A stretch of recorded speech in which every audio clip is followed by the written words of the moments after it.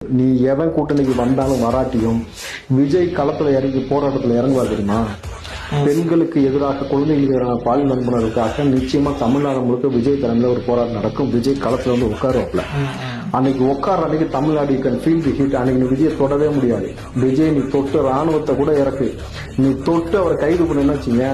மெரினா புரட்சி வெறும் மெரினால மட்டும் வெடிச்சு தம்பி, தமிழ்நாடு புரட்சி ஒண்ணு வெடிக்கும். விஜய் மேல கை வச்சுன்னா அங்கங்க பத்திக்கும், தீயா பத்திக்கும். தமிழ்நாடு ஒண்ணுத்துக்கு இல்லாம வேற மாதிரி ஒரு போயிடும்.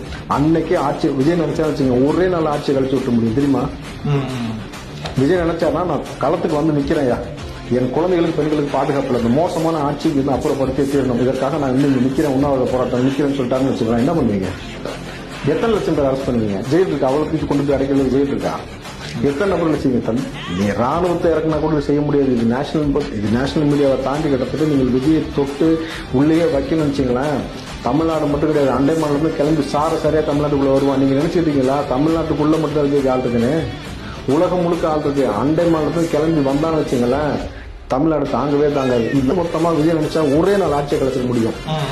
அவரை நீங்க சீன்றீங்க ஒட்டுமொத்த நபரையும் வச்சு. இந்த சீண்டுதல் என்பது உங்களுக்கு மிகப்பெரிய தலைவலியா வந்து நிக்கி பாருங்க. அவர்கிட்ட செய்வீங்க. தமிழ்நாடு ஒரு மாதிரி கொலன்னு ஆயிடும். அதுக்கப்புறமேட்டு நீங்களே பாப்பானுங்க எத்தனை கோடி பேர் இளைஞருக்கு வராங்கன்னு தெரிஞ்சுட்டு சொன்னாப்புல கூட்டணி ஓட்டையும் மைனஸ் ஆகும்.